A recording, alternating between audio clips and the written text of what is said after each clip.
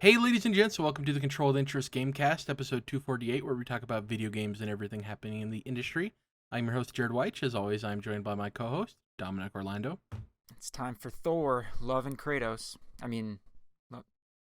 Yeah, you know what I'm going for. It is the dawning of the age of Ragnarok. That's what I was thinking of. It's so funny how we get into these cycles of themes or certain things that enter the entertainment realm. Like there was a hot minute where Vikings were the rage, and then it moved over to Ragnarok, and then it's so funny. It's like you don't have something, and then all of a sudden you have everything all at once. It's like we talked about with the Dead Space remake and Callisto Protocol, right? Going to be releasing within a month of each other, and people for years have wanted Dead Space to come back or something like it. So it's weird how the universe works like that. When we had I don't know if you remember in the 90s, we had Deep Impact and Armageddon that came out around the same time. Oh, let's go. Let's do the whole podcast today about the movie Armageddon and how great it is. And, oh, man, I'm going to say it because I always say it. Best movie ever. I don't mean it, but I do. Did you ever see Deep Impact? No. So it's a far inferior film. It's really bad. Really sad ending too. But yeah, those movies, very similar concepts, and both of them came out around the same time. Anyways, let's talk about video games, because that's what we're here for on the podcast. We haven't recorded. Okay. Yeah, we haven't recorded in a few weeks, but we have quite a bit of news to get to.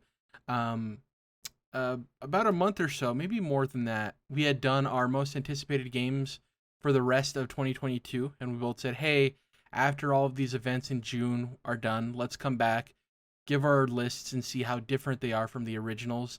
I went back, listened to the podcast, got our originals written down, and I'm curious to see how they line up with our new lists. So we'll go to that later in the show. That'll be the topic of the show. But let's get to the rundown. So the first headline, rest in peace.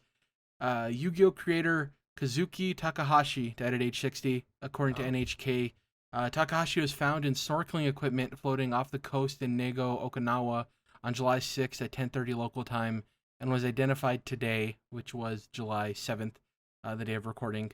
The circumstances surrounding his death are under investigation. Obviously, Yu-Gi-Oh! Isn't directly correlated with gaming, but, I mean, it is one of the world's most popular trading card games. There's plenty of video games surrounding it. Regardless of if you or I were huge Yu-Gi-Oh! Kids in our youth, it was a part of our youth to some extent. I played Yu-Gi-Oh! Growing up, but it wasn't the main thing, right? It was like Pokemon and Digimon, and Yu-Gi-Oh! Was kind of the third in a lot of my friend groups. But it was still there, and it was present. So I just wanted to pay a bit of respects to somebody who created one of the biggest properties in the world. He was the creator of the manga, so shout out to Kazuki Takahashi. Did you have any connection to Yu-Gi-Oh! Growing up? I'm sure you knew about it, obviously, but personally? No, I was definitely aware, but like you said, me and most of my friends were into Pokemon mostly at that time. Yu-Gi-Oh! Was kind of a little more niche, and we never got too into. But obviously, yeah, it was all over the place. That was a big deal. I hadn't heard about this. That's like particularly tragic. It feels weird. Yeah, the fact that he was snorkeling, right? Like, was it a self-induced accident? Was it nature just causing something? Was it something more nefarious? Who knows? It's always a bummer when we lose somebody like this that's responsible for something of the magnitude like this. Obviously, anybody passing away is tragic, but like he touched so many people's lives globally, right? He created one of the most popular and successful trading card franchises of all time. In an alternate reality, Yu-Gi-Oh! Is the Pokemon, right? It's the biggest one of the bunch. So yeah, rest in peace to Takahashi. 62, pretty young, man. I don't consider that old by any means. He had almost probably half of his life ahead of him. Next up, taking a complete U-turn in terms of these news stories. Still sad, but in a different way. The next headline, 25th anniversary. On a blog post published on the studio's 25th anniversary of its opening, Sucker Punch announced that both the infamous and Sly Cooper series are still on hiatus, as neither they or any other studio in the industry are working on projects related to the beloved franchises. Man, what a gut punch to these fan bases, right? It's like, let's celebrate the 25th anniversary of this studio who's delivered some of our favorite games, and they just announced, have no hope, your favorite franchises are not coming back anytime soon. Kind of weird, right? You know, it feels petty. It feels like indignant. Like some people at the studio want to do another Infamous or Sly, but they're doing, well, of course, they're now doing probably more Ghost of Tsushima, right? And so maybe it's kind of to get a reaction out of people, and maybe create some demand for some of those franchises, even if Sony isn't, I don't know. I'm just speculating off my ass, but that's what I wonder.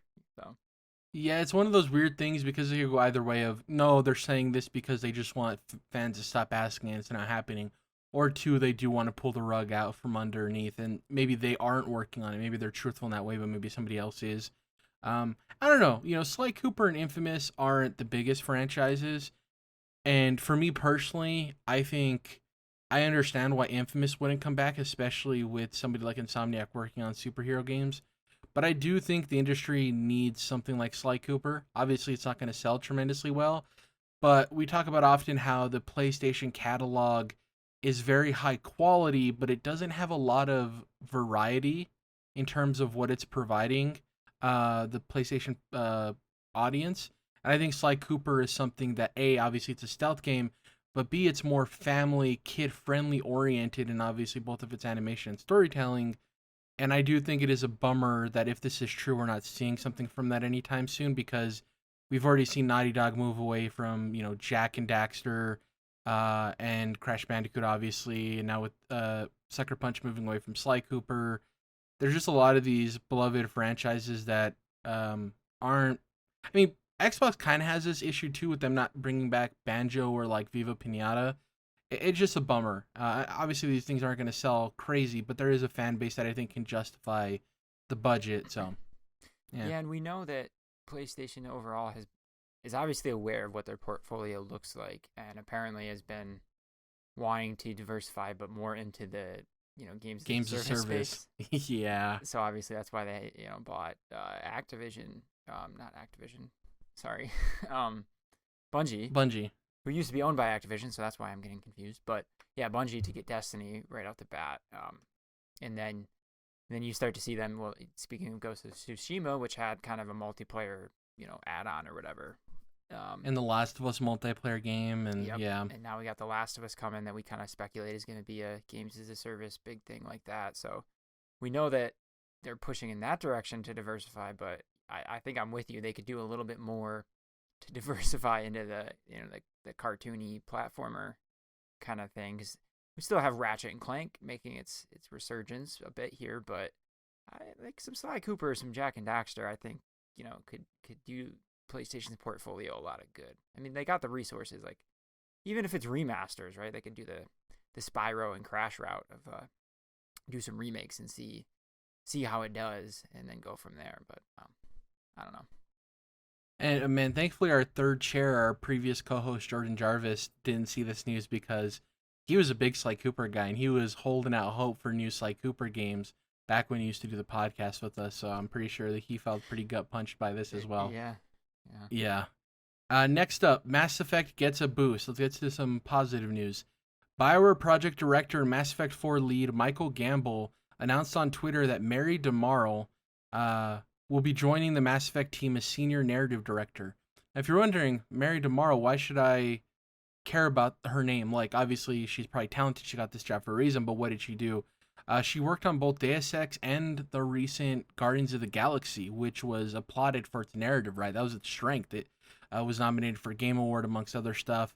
Many people, me included, thought the gameplay is probably the weaker part of that game, with the narrative being super strong. Obviously, that's a sci-fi centric game. Deus Ex is very much the same way. I'm super excited about this, Dom, because I want the most talented people working on the next Mass Effect, right? You know how big of a Mass Effect fan I am. So this is dope because I really enjoyed Guardians of the Galaxy. Its narrative was really well done, and who knows if we'll ever get a sequel to that game with everything happening with Square Enix selling off their Western studios. Who bought them? I can't remember who bought Eidos Montreal and gonna find dang, the name's escaping me. It wasn't the European people that buy everything, right? Embracer Group. Embracer Group, yeah, it was. Okay, so it was the former THQ Nordic people, right? Or maybe I'm conflating them. Hmm. They are. Who is Embracer Group? Let's see. Type in Embracer Group THQ Nordic and see if something pops up. Because if that's the case, then it's exactly who I'm thinking of, but it might be two separate groups. Embracer Group, formerly Nordic Games Licensing and THQ Nordic, the Yep. Swedish Okay. holding Yeah. company. So you're right. It's like a conglomerate. Yeah. So we don't know if they're going to keep that license for Eidos Montreal and get a sequel. But Married Tomorrow being attached to Mass Effect, the thing, Dom, with Guardians of the Galaxy, because you didn't play it, right? Correct me if I'm wrong. I did not. As you'd expect from something Guardians of the Galaxy, the focus was on the characters and their relationships with one another and the dialogue and the comedy. And, Mass Effect isn't necessarily known for its comedy. It has some funny dialogue moments, but it's those character relationships that are so important to Mass Effect that I think she is really good at. And obviously the Guardians of the Galaxy are a team, right, of people traveling the universe in very much the same way Shepard or whoever the main character is for the next Mass Effect, along with your companions, those relationships are important. So that's what gets me excited. I'm really interested to see what she brings to the table, and if she can go from this and maybe they bring her on for like Dragon Age or other projects at BioWare as well. Like, hopefully they keep her around because she is very talented, and I'm glad she joined the team.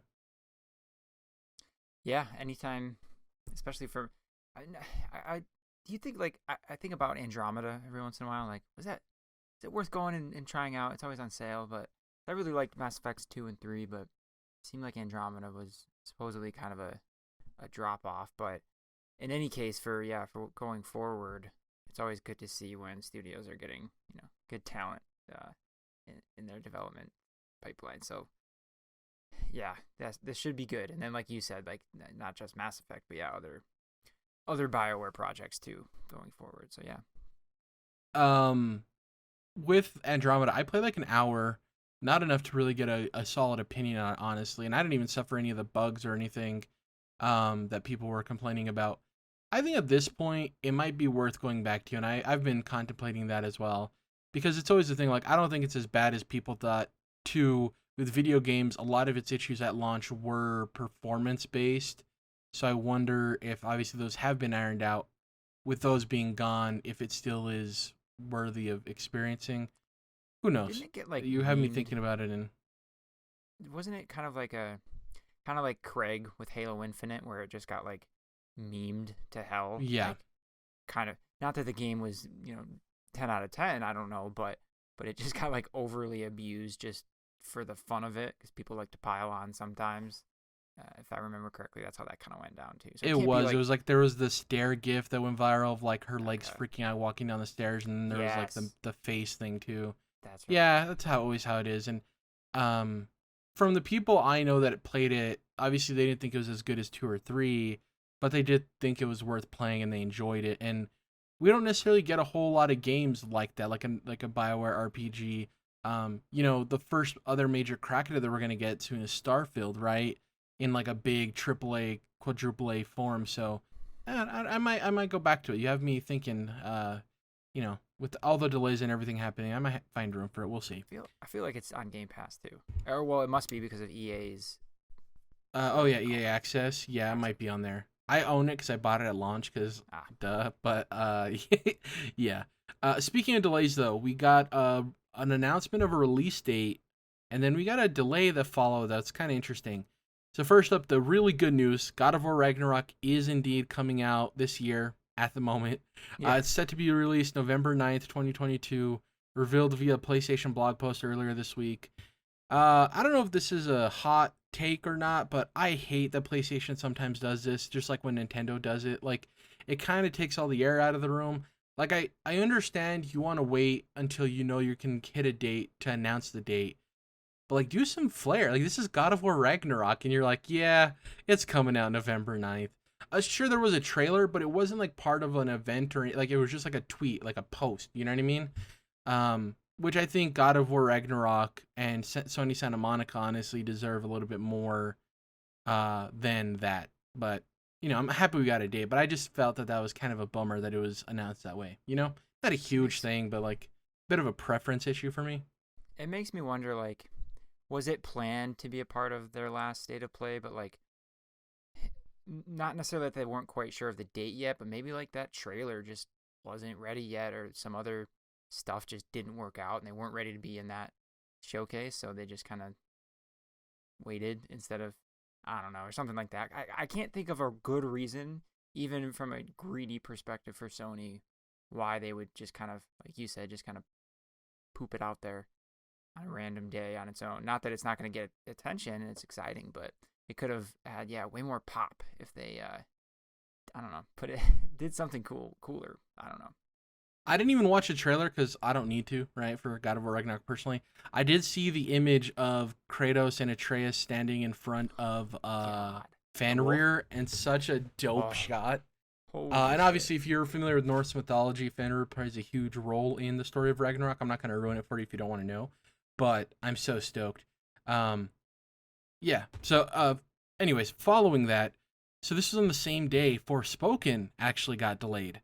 It was originally going to be coming out October 11th, 2022, and was delayed to January 24th, 2023. And the interesting thing about this, is the message that the Forspoken team put out there. They said, quote, "As a result of ongoing discussions with key partners, we have made the strategic decision to move the launch date of Forspoken. All game elements are now complete and development is in its final polishing phase," unquote.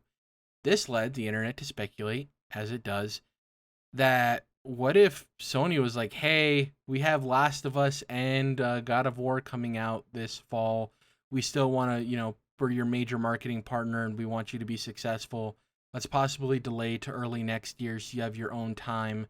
Because both will help the platform and the game, right? Not only will PlayStation get another beat of a release coming out, but Forspoken has a chance to thrive outside of two of the most anticipated releases coming out. What do you think? You think there's truth to these murmurings? I do. I'd probably put. I'd bet a good amount of my savings on this being the case, especially with the wording in their message. I just feel like there's not there's not too many games coming out this fall that you would benefit more from having its own time as you would be sacrificing from not having the holiday season, right? Because you're getting a little bit more dedicated time, but also in January there's Callisto and there was something else too that I'm not thinking of. But anyway, like, you're losing out on all the holiday sales. Like, I feel like that would be a bigger loss than being in proximity to God of War.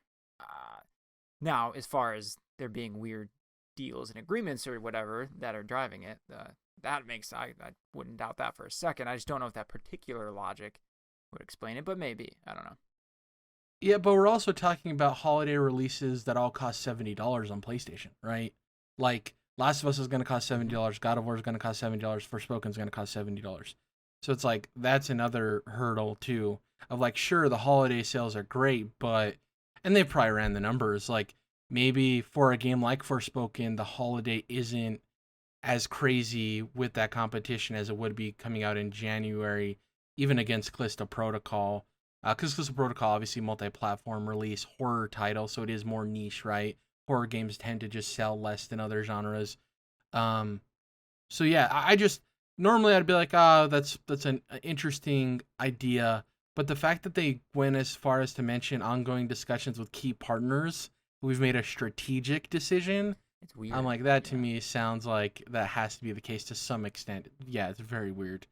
And there's even other titles that are coming out this fall that we don't have a release date for, like Hogwarts Legacy, which is also partnered with PlayStation on marketing. No release date for that. Oh, that's so. I thought that got delayed. My bad. No, it's loosely December. So yeah, it's probably gonna get delayed. But yeah, that's also weird.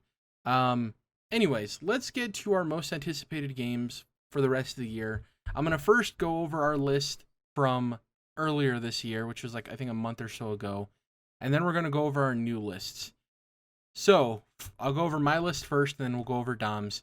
So at 5, I had The Quarry, which we know for a fact is going to be off of both of our lists. It was on your list as well because the game came out. I haven't played it yet. I'm waiting. I'm gonna probably play it closer to October. You've obviously have played it, but it's already come out. Number 4, I had Pokemon Scarlet and Violet, which is slated for November. At number 3, this was funny listening back to it. I said number 3 is a bit of a cheat for me. I have God of War Ragnarok and The Last of Us Part 1, which I called Last of Us Remake at that time. There's no way both of these games come out this year, so whatever one comes out this year, that's the one I'm going to have at number 3.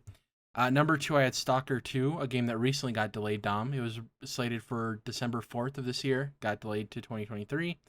And then my number 1 was Cuphead DLC, which I've started playing because it recently came out, which also won't be on my list this time for obvious reasons.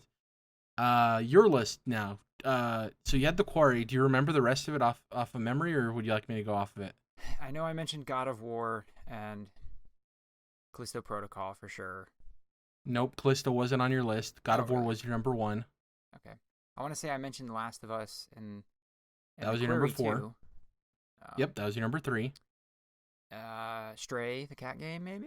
Nope. No? Oh, okay. You had one game that recently got delayed and another game that we think is getting delayed and also might not review very well. Forspoken was on my list, that's right. Yep, number 2. And so was Gotham Knights on there? Or might have... Yep, number 5. Okay, yeah. Yep. So those are your 5. Gotham Knights, Last of Us Part 1, The Quarry, Forspoken, and God of War Ragnarok. So we had 2 matching. We both had The Quarry and we both had God of War Ragnarok. Well, 3 technically because you had Last of Us and I had it like tied with God of War. So let's get to our new list and we'll see how things change. We're both not going to have 2 on there because I see you're not going to have Forspoken, you're not going to have The Quarry, and I'm not going to have The Quarry, and I'm not going to have Cuphead DLC.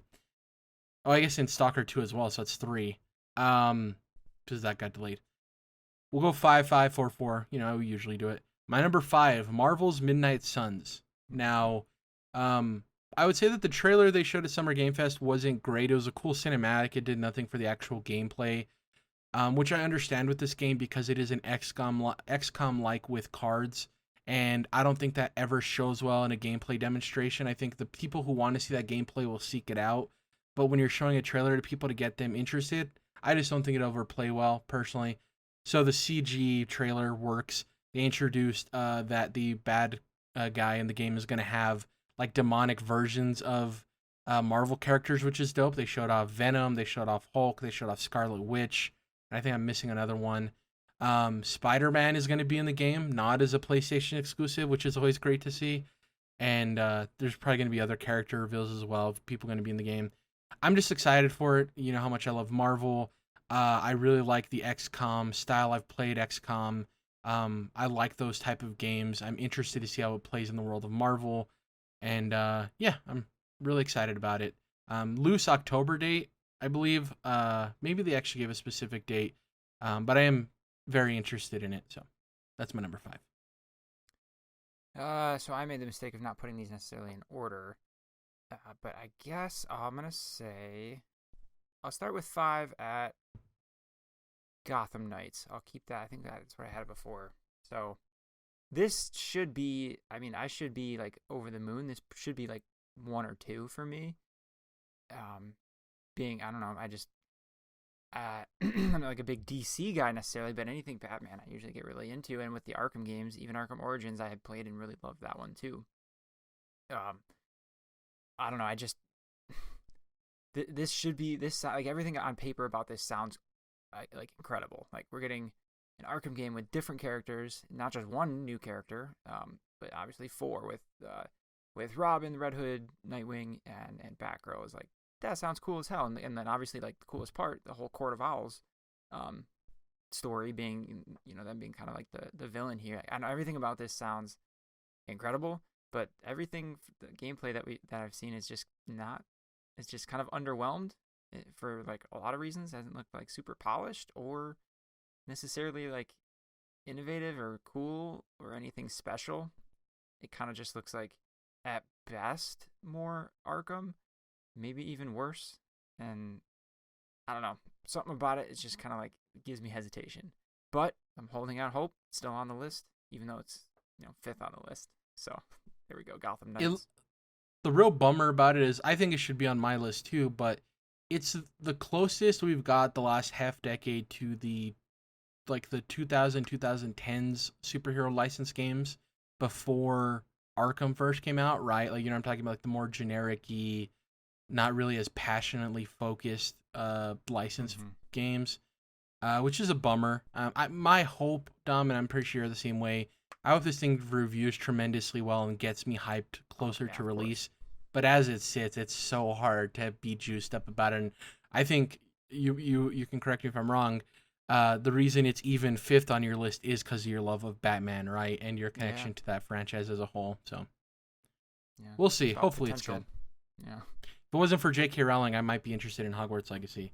Same here. It looks incredible. If I'm being honest, the game is that itself looks great, and I don't have nothing going for Harry Potter. I don't care about that franchise whatsoever, and I was super impressed by it. But it's like, that's a real bummer for someone who's not already invested. Because I can obviously empathize with people who are super big fans that are stuck, and if they want to do it anyway, then I'm not gonna get on their case about it. But that's up to them. But for me, it's like easy. Like, I just won't get into it. It's kind of a cop out, right? Yeah. The game does look great though, which is the biggest bummer of it all. Yeah. Number 4, staying on my list, Pokemon Scarlet and Violet. I cannot wait. I know a lot of people our age tend to get jaded over Pokemon, which I kind of understand, but also I think people tend to lose that these games are at their core designed for kids, right? They're designed for kids between 5 and 15, not for somebody who's 30 years old. Not to say you can't enjoy them at that age. I'm just, that's not the point of them. I still find fun in Pokemon. I think oftentimes people approach the newer Pokemon games with expectations of them being something they're not. Not to say you can't be critical of things they should improve on, for sure, but I do think there's some aspects of the game that people just don't understand won't change because of the core demographic of Pokemon. That being said, I'm super excited for it. I love the legendaries being based on, like, one's a more traditional motorcycle. I don't know if you've seen them, Dom. They're like dragons, but one has like a very traditional motorcycle tire as its like legs, and the other one is more like a futuristic Tron type bike. Really cool. Obviously, the Pokemon they've showed off look dope. Yeah, I'm really excited for it. I love that it's taking the Pokemon Arceus engine and putting it into a full-fledged mainline game. I can't wait to play it. I like the idea of it being more open in terms of you not having to tackle the gyms in a specific order. So I'm assuming it might be like after you beat the first badge, the second badge, that trainer's Pokemon are going to be a certain level, so it kind of dynamically changes based on the path you take. Yeah, super excited for it. Can't wait. I love Pokemon. Actually, I always will.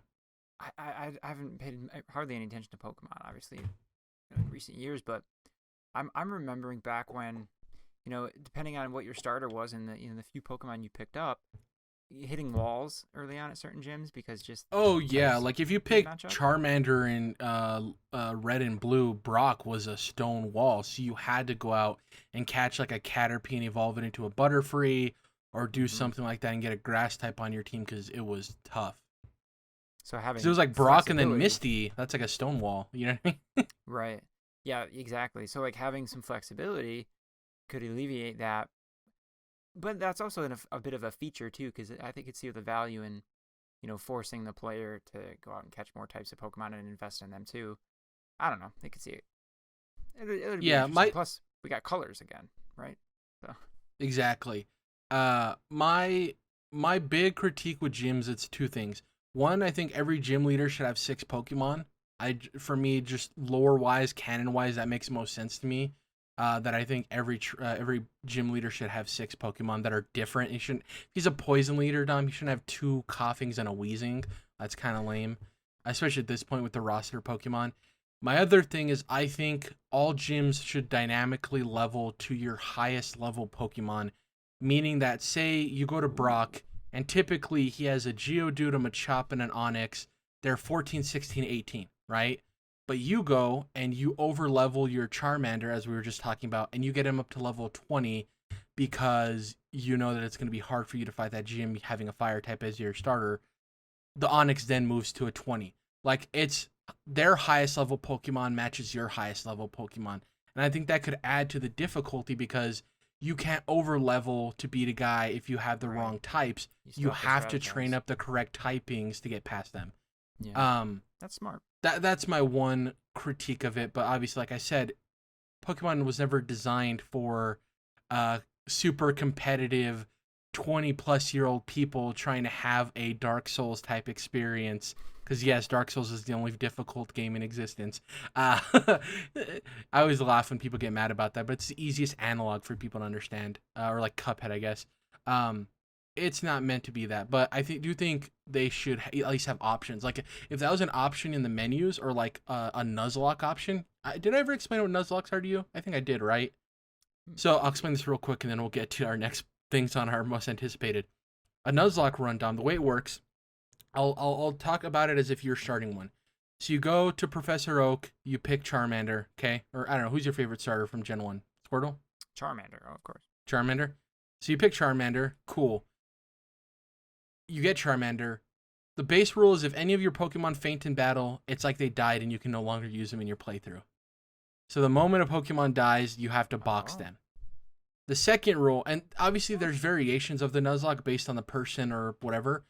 I'm giving you the very base rules. The second rule is that you can only catch the first Pokemon you encounter on each route. So say you're leaving Pallet Town, you walk up in the grass, and the first thing you encounter is a Rattata. You have to either catch that Rattata or you can't catch anything else on Route 1. So it's up to chance if it's a Pidgey, right, or a Rattata or whatever ends up popping up.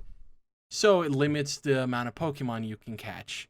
And then there's other rules too. Like some people say that you can't event Pokemon count as the catch too. So say you're in Route 34 and some guy's like, hey, here's this egg, hatch it for me, you can have the Pokemon. You can't get the egg and also get your first catch in that route in the wild grass. You have to pick one or the other. Some people are more loose. I'm more of the opinion that that's a different thing entirely. But yeah, it's a really fun way to turn up the difficulty in Pokemon because you kind of have to think about your actions. But there's also, like, there's a move in Pokemon called Dragon Rage that does 40 damage no matter what. So in the early game, most of your Pokemon have like 25 to 35 health. So it's an automatic kill.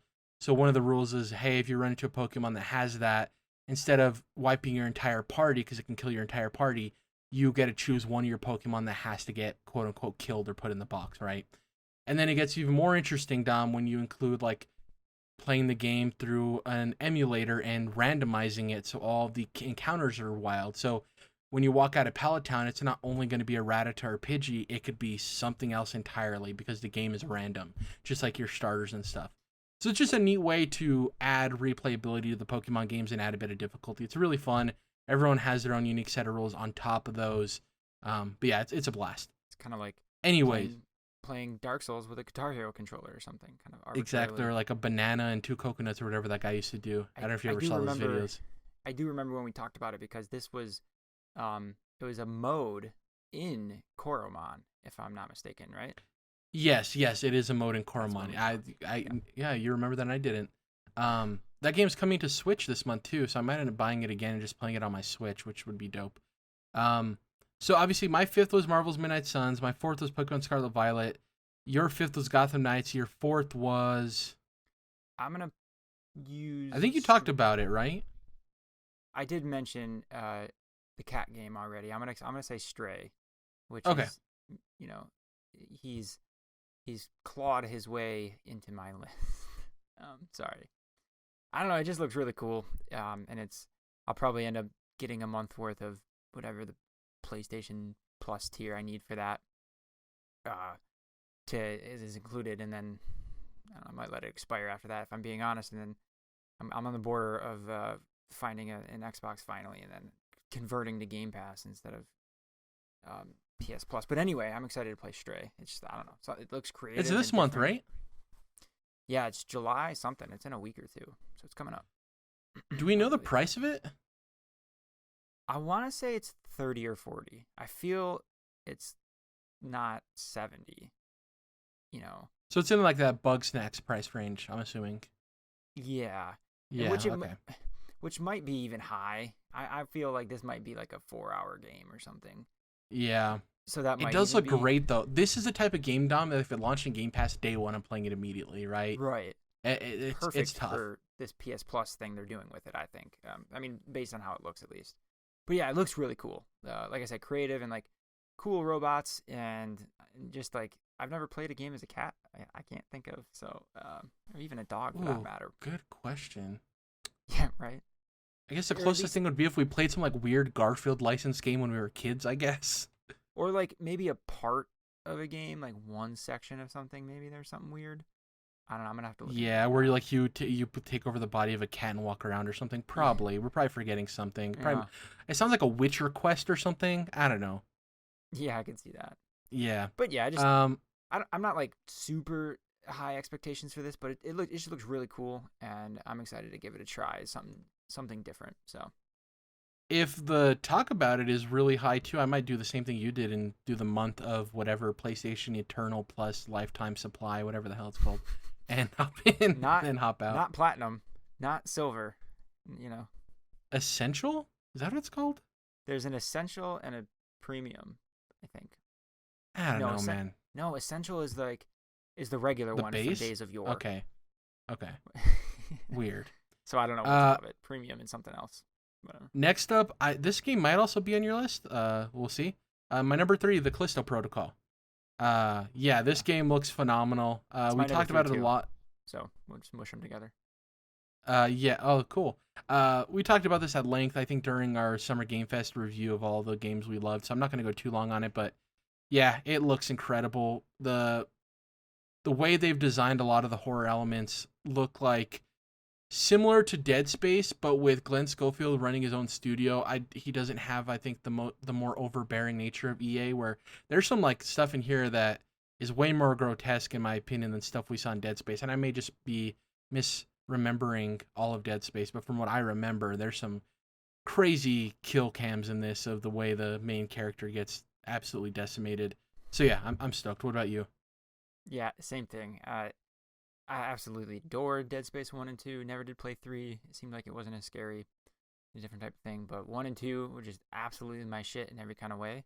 And so to see it kind of have this as a pseudo successor or whatever, I'm super excited about it. And also like it's a new IP, and so as much as I like the concepts introduced in Dead Space with cutting off limbs and the weapons were unique and cool, it's kind of like getting to do that all over again. I'm really trying to remind myself to appreciate new ideas and new IPs. Of like, that's how we can start new stuff and have new traditions and new games, and not always be asking necessarily for direct sequels. But so I'm curious to see what other creative stuff we find in Callisto Protocol. But mostly, I just want to get the shit scared out of me and have some fun and kill some things. That kind of Well, thing. and that's the thing, right? I think why we're so excited for Starfield is because we can't wait for a new Fallout. I can't wait for Yes. new Elder Scrolls. But also, Starfield is exciting because it's something new. Same thing with this. Exactly. My Totally one new. worry about this game is its date. It's coming out so late in yeah. the year in December that I could totally see it being delayed. For sure. That's my one concern. But in terms of the game itself, God, I cannot wait. I really hope that Xbox pays a pretty penny and puts this on Game Pass day one. I'll still buy it regardless, but man, that would be such a slam dunk for them. Speaking of new IP, in my opinion, probably the biggest surprise of Summer Game Fest in terms of a game no one saw coming, High on Life from Squanch Games. Obviously, this is a studio ran by Justin Roiland of Rick and Morty fame. I cannot wait for this game. It's weird, it's funny, it's dark, it's everything you would love in, obviously, Rick and Morty. And it's a first-person shooter, which is also my bag. I love that genre. It's coming out in October on Game Pass, which is also phenomenal. No one knew this game was coming out. No one knew this game was in development. I watched an interview with Justin Roiland and the lead writer of this game talking about that this is a game they've wanted to make for a long time, that they enjoyed making Trover Saves the Universe, but this was like Justin Roiland's dream game for what he wanted to do at Squanch Games. There was a report that came out after Summer Game Fest that we talked about, Dom, where The Quarry and High on Life were both Stadia exclusive games, and they were being published by Stadia before Google pulled the plug on the support of the streaming service in the way they were, and they had to find new publishers, and thank God that Squanch Games was able to, because I cannot wait for this game. To your point of like new IP, I'm excited. I think a couple of weeks ago we talked about how much I love Rick and Morty. You haven't watched yet, and I told you like, hey, you should check it out because I think you'll enjoy it. I just love Justin Roiland's type of humor. Yeah, it's weird. Yeah, it's a little bit off-putting. Yeah, it's super strange. but it's so different than a lot of stuff we get, and I cannot wait for it. This is a game that, like, if you're like, hey, the Rick and Morty guys are making a first-person shooter where the guns are aliens that talk to you and each have their unique personalities, I'm like, I'm in. And I didn't know it was a thing, and once I did, I'm so stoked. Yeah, it's something. It hasn't grabbed me yet. This might be like maybe this will end up being like a Psychonauts where I'm just a minute late, but once I get in there, I'm like, oh, okay, I see it. I see the charm now, and I can appreciate this. But so far, I'm like, that's fun. That's different, but it not really. It's very weird, and I totally get if it's not the type of humor for everybody. But for me, it just totally clicks, and I don't know if that's from. If this was my first thing from Justin Roiland getting into, I don't know if I'd feel the same as you. But because I have the history of watching 5 seasons of Rick and Morty, like I've grown into the humor so much that I get it. You know what I mean? So I don't know. Yeah. It's interesting. I might need to just open my mind a little bit too. Sometimes it just closes up a little here and there. Yeah, but sometimes games aren't for everyone either. You know, Yeah. I'm not gonna bash you for not being into it, but yeah, I cannot wait. What's your number 2? Shoot. Okay, so I talked about Gotham Knights, Stray, Stray. Protocol. Yep. What am I missing here? Number 1's obvious, but no, there we go. That's right, because it's at the bottom for some reason, but it's actually number 2. So it recently announced, I think just today or yesterday, the next chapter in the Dark Pictures anthology is set to come out this fall. Which I was kind of forgot about that because I had so much fun just recently playing The Quarry, and I still never finished, actually. We started up House of Ash, which was the last Dark Picture anthology game. Wait, so you're saying I can get a double dose this October with both of these games? The Quarry, since I haven't played it, and this? Okay. And so, I mean, go and watch the trailer that just came out for I missed next this. Dark Pictures game. It's called Devil in Me or Devil in something. The Devil in Me, right? Or something like that? Yeah. And it's some kind of like weird hotel with some torturing situations going on and like, trick walls and traps, and I don't know exactly what is going on. Like Saw stuff? Not quite so elaborate, but there was one part of the trailer where someone's strapped down and this weird pendulum pitchfork thing is coming at it. It's weird. It's scary. Anyway, I don't know. It seems like some kind of like mastermind has created this house and has these traps around it. So it's sort of like Saw maybe, but there might be more to it. I'm sure there'll be like an actual supernatural aspect, I got to imagine. But it wasn't super clear, at least that I noticed. But anyway, it looks cool. Bring it. It was the same cast of, not the same cast, but another cast of 5 or 6 teenagers or whatever who are in this hotel and just, doing their thing, getting themselves killed. So I'm wondering if I'm a little too violent, but I'm excited to again get the shit scared out of me. Like, bring it on. Oh wait, hold on. I think the article I'm reading might be wrong. The thing I'm seeing says winter 2023, but they're probably wrong. Whoa. Hold on, let me go to a different article. I could have sworn that at the end of the trailer said fall 2022, which would make sense because that'd be weird. Yeah, this fall. That other article is wrong. Sorry. The reason I'm looking through articles is I'm trying to find the actual cast of people because the thing with The Quarry that was surprising is it had obviously Brenda Song and a bunch of other actors. Yeah, a lot of character actors, people you'd recognize. What is that guy's name? Justice something. Justice Smith, from Detective Pikachu fame. Yes. Yeah. I'm looking at it. There's a recent movie that came out called Men, which I don't know if you ever saw the trailer to. It's about a woman who goes like on vacation and she's haunted by like traumatic. It seems like it's about like childhood trauma and stuff dealing with men. But that actress in that film is one of the main characters in this. It looks like. Oh, so that's cool. Okay. Jessie Buckley, I think is her name. Speaking of, what did we see? The Black Phone recently. Highly recommend. It's a spooky movie. Oh, Ethan Hawke, right? Yeah. Written and directed by the team that did the first Doctor Strange movie. Robert Argyle was the writer, and the director was I can't remember his name. I just keep thinking Sam Raimi, which isn't. He directed the latest Doctor Strange. The newest one. Yeah. Yeah. But anyways, I've heard good things as well. Can't wait to get around to it. Now our number 1 is obviously God of War Ragnarok. Surprise. The thing I want to talk about first, though, Last of Us Part 1 isn't on either of our list. I made a decision. I think I might have told you I'm not paying $70 for that shit. I'm just not going to do it. I'm going to hold out because we know it's going to go on sale. It'll probably end up in one of the PlayStation Plus tiers as a game. You know, that might be another 2 years away. But in the meantime, it'll go down to like $50 or something. That's more what I think it should cost. It's like $50. Yeah, and it's hard to be excited or anticipating something that is mostly a known quantity. Like, Yes. Sure, it's going to look better. It's going to have slightly different environments based on things they've slightly changed and all of that, which is great. But it's not as drastic of a change. Like, it's not a remake. Well, I guess it is I don't know. You know what I'm trying to say. It's not exciting, but I will get around to it when I get around to it. And the one thing I want to mention first with God of War Ragnarok, the reason it's number 1 on my list isn't honestly because it's the game I'm most excited for necessarily, but it is the safest bet. Like, I think out of all the games I have on my list, it is the safest bet to be an incredible experience I'm going to thoroughly enjoy from beginning to end. Now, will it be the number 1 game on my Game of the Year list? Who knows? Probably, but who knows? But I know for a fact in my heart of hearts that it's going to be a great game. The other ones, High on Life, could be bad. Callisto Protocol could be mediocre. Like, all these other games are unknown quantities. God of War Ragnarok might not be the game I enjoy the most, but it's the safest bet, you know? The highest quality pixel for pixel that we're going to get this year. So that's why it's number 1 on my list.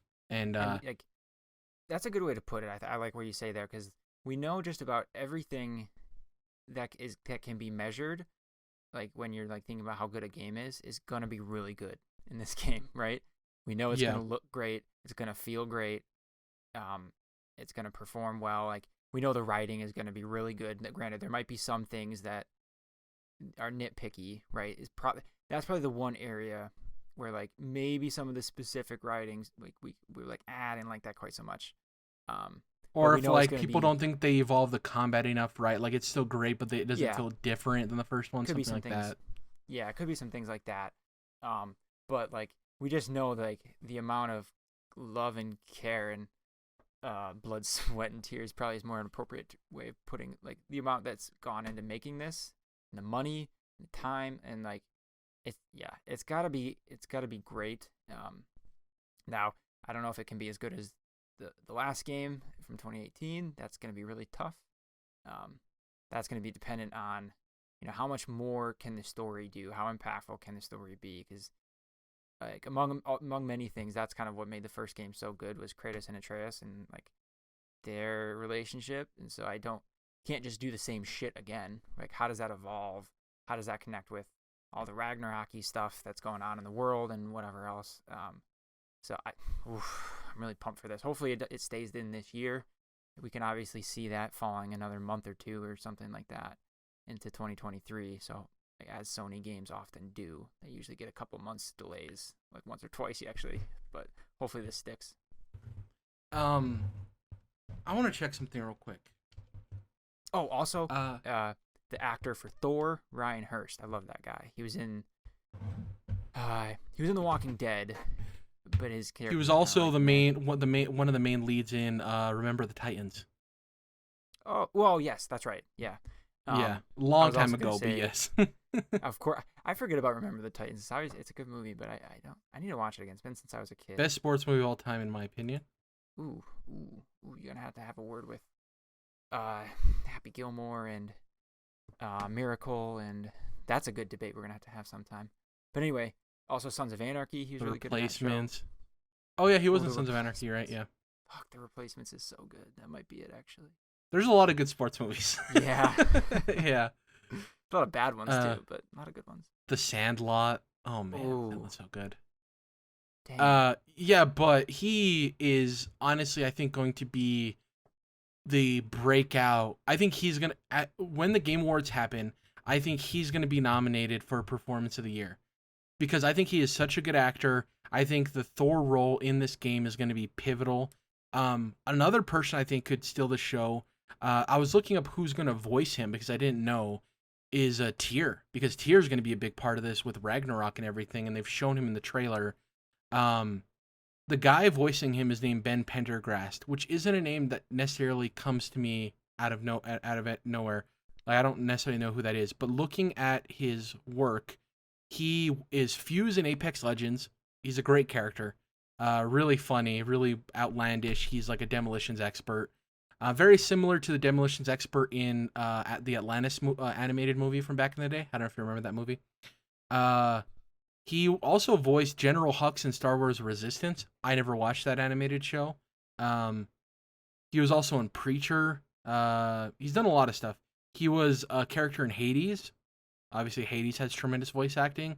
So, I think this dude, if he does a great performance, which I wouldn't be surprised if he does, I think Tyr and Thor have a chance to carry this game because, like your point, the core of the first game was the relationship between Kratos and Atreus, and you can't just run that back again, right?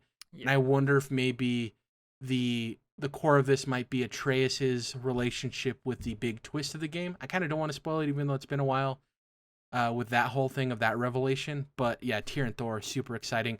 I honestly didn't know if Ryan Hurst was playing Thor or Tyr. I couldn't remember. So thank you for clearing that up. Super exciting. Yeah, so comparing it to our list, they're pretty much different. So the Quarry's not on my list. Pokemon is, God of War is, Stalker isn't, Cuphead isn't. So I had three changes on mine. Yours, you had Gotham Knights and God of War Ragnarok, and the other three were switched. Quarry because it came out, Forspoken because it got delayed, Last of Us Part 1 because we gave our reasons. If Forspoken didn't get delayed, would it still be on your list? Or no? Do you think it would have been pushed down? Not that you wouldn't be anticipating it, but would it be out of your top 5? I think it might have bumped out Gotham Knights. Yeah. Good call. Yeah. Because I have so much hesitation with Gotham Knights, and at least Forspoken is like, something entirely original, and the protagonist looks really cool. And it might not all work out, right? I can see like maybe the stuff the pieces might not come together to be like a cool game in a way like a God of War. Like the pieces all are so cohesive, it's crazy. But like, yeah, there's hesitations around it, but I get excited again about some new original IP and different types of gameplay and some cool stuff going on.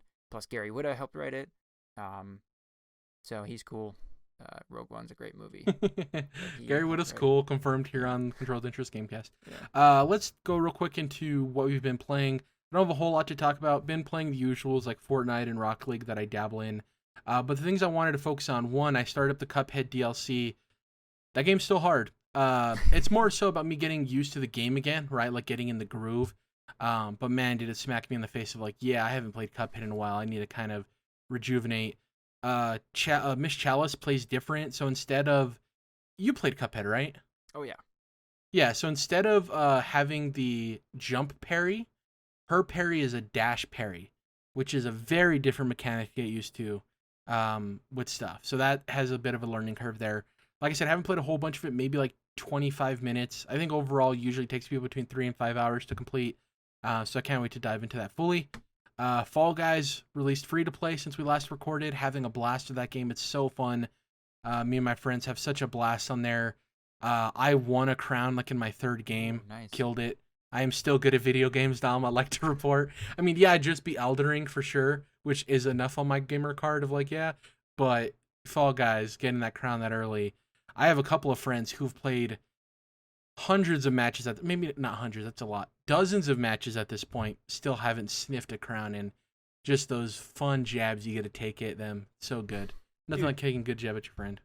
I've watched a lot of gameplay of Fall Guys, and somehow, I don't really believe it. I think they're lying. But apparently, speaking of Gary Whitta, he and Snowbike Mike, they won 5 games in a row of a specific mode. So let me tell you, this specific mode is a soccer mode. It's 4v4, and it's first person to score a goal wins. Okay, so it's like the easiest way to win. Yeah, they took advantage of that game mode, which props to them. But yeah, winning 5, and I hate to say this because I don't want to be that type of person, legitimate Fall Guys matches. They call them shows because it's meant to be like a game show. That's crazy difficult and almost impossible. Yeah, exactly. I would call that impossible. That would be. Check out some Fall Guys speedruns if you have a chance. That's incredible. These people that like speedrun through these levels and just dominate people. It's insane. They understand the physics of that game on a level in which I'd need a PhD to do so. Otherwise, I checked out Match Point Tennis, which is this tennis game that came out on Game Pass. I used to play the hell out of Virtua Tennis on the original Xbox, or maybe the 360. I don't remember what it was out on. Virtua Tennis 5. I think it was a 360. I am not a huge tennis guy in terms of following tennis on a day-to-day, week-to-week, month-to-month basis, but I loved that game so much. I just got a kick out of it. I love sports games in general, and that one just clicked for me. Haven't played a tennis game since. Learned recently there's not a whole lot of tennis games on the market. This one came out to Game Pass. I'm like, I'm going to download it and check it out. It isn't a great tennis game. I probably won't stick for it for long. It isn't as snappy and as high quality as Virtua Tennis is. It definitely is made from a more indie-ish studio, and I don't want to gripe on them too much. I'm just thankful that they're bringing a tennis game to market because I think a lot of people want that. Not a whole lot of people, but some people. And it gave me enough of the nostalgia of playing that game that I think I'm just gonna drop it and move on, because it just isn't what I wanted out of it. But it was cool that it came to Game Pass and I got to try it for no investment really outside of my subscription, so that's cool. Got to hit some balls. House Flipper came to Game Pass, which I can't wait to hop into. It's a popular PC game where you clean out houses and flip them. It's a very OCD centric game. Oh, that's so satisfying. Yeah. What is it called? The Lawnmower Simulator is also coming to Game Pass in a week, which I can't wait for. That's one where you just mow lawns and stuff, which also looks so satisfying.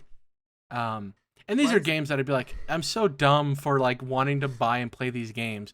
But if it comes to Game Pass, I'm like, hey, there's something in your brain that clicks. It's kind of like people who get a kick out of Stardew Valley or these like simulation management games where it's just like, yeah, I'll move these items and rearrange them in this chest and do all this stuff that I don't want to do in real life in my own house, but I'll do it in this video game. That's what I was gonna say. Is I'm one of the biggest complainers about mowing my lawn, and yet I kind of feel like I get it, like wanting to do that in a game where you can make it perfect and you can set the lines up in any pattern and sequence you want. I kind of can see the appeal. Dude, there's on TikTok, the algorithm is so good, but there's this account where this landscaper goes to the city and is like, hey, this lot is like overgrown and terrible. Can I just get a contract to like clean it up? And he goes and he mows the entire thing. He cleans up the sidewalk. He like air pressure washes the sidewalk and cleans up everything. And it's so satisfying to watch. I'm becoming such an old man and I love it. I'll sit there and watch like these 3-minute videos of these 60-year-old men who have been working on clay teapots their entire life, make them from scratch. And it's remarkable what people can handcraft after years of experience, man. It's just like, it's like very zen for me, honestly. It's like some people meditate. For me, those type of videos are very comforting. Like, I can't do ASMR. I've never been a fan of it. It just doesn't. Yeah. When people say like, oh, it tingles my ear and it makes me feel good, hopefully not in the way people interpret that, but like, it's comforting. For me, it's like, that's uncomfortable. I don't like it. Yeah, I never got into that either. Anyways, back to video games. The other thing I wanted to mention in terms of, I haven't played it, this specific thing I'm going to mention yet, but it's a game I play, which is Smite. They recently announced a partnership with Nickelodeon. They've done it before with Avatar: The Last Airbender and Teenage Mutant Ninja Turtles, but the new season is going to have skins for characters that are Danny Phantom, Rocco from Rocco's Modern Life, the Toast Man, I don't know if you remember him, and a couple of other skins that look really cool. Just another excuse to hop back into Smite and play it. I'm working in Fortnite towards that Darth Vader skin, Dom. I'm so close. It's the reward for getting to level 100 in Fortnite this season, which doesn't end till like September, so I have plenty of time. But God, it's such a sick skin, and I can't wait. And also following Obi-Wan, I want to play as Darth Vader so bad. That's it for me. Anything of note for you? Yeah, this little game that I finished called Horizon Forbidden West. I don't remember how much I talked about it the last podcast we did. Very briefly, that's what I thought. Like, I must have at least mentioned it, but I've entirely finished it. I'm one trophy away from the platinum. Really just put a shit ton into this game the past couple weeks, and it is interesting. I think the story, I think I did mention, like, it's kind of awkward how this game starts. It's a very immediate sequel to the first game, and it feels awkward the way it gets you into it.